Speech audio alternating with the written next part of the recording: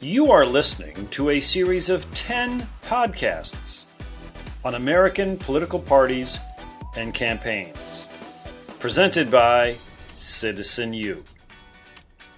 Episode 6. Explain the primary and caucus process, as well as the shift from party control over candidates to voter control.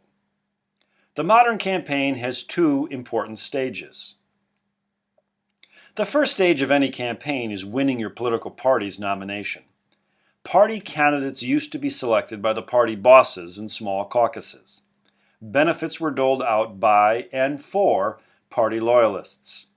This was called a spoils system. Everyday citizens were left out of the process.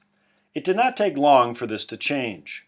As suffrage rights expanded, voters demanded more and more power in voicing their candidate preferences.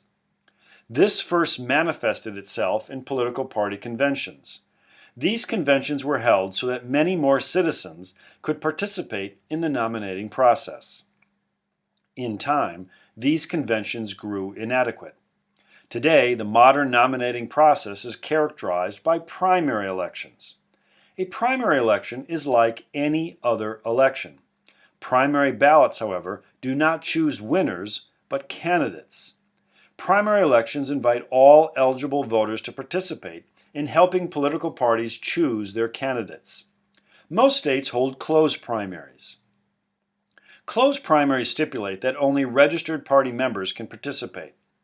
In open primaries, any registered voter can participate.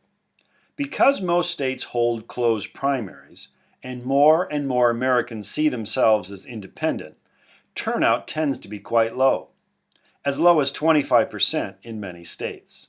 Nevertheless, this first stage in any campaign is of utmost importance. In the first stage, political parties nominate their candidates. Primary election campaigns tend to be front-loaded. This means that the earliest primaries often carry the most significance. The first primary has traditionally been held in New Hampshire. Because it is the first primary, it often establishes important momentum. Iowa, however, can still claim an important role. Iowa is one of the few states that still hold a nominating caucus. Usually held just prior to the New Hampshire primary, the Iowa caucus often can boast that it catapulted the frontrunner. The second stage of any campaign is winning the general election. General election campaigns begin immediately following a political party's national convention. Primary and caucus elections ultimately choose delegates to a party's national conventions. It is those delegates who cast the final tally that makes the nomination official.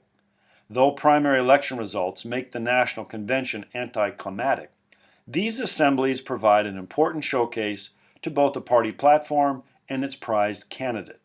Slick images and choreographed speeches at the national convention kick off the general election campaign. In the end, the general election determines who will fill the government office at stake.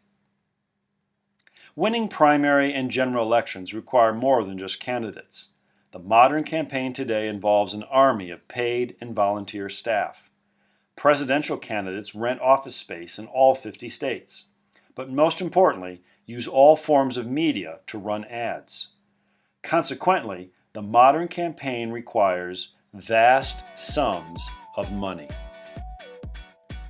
You are listening to a series of 10 podcasts on American political parties and campaigns, presented by Citizen U.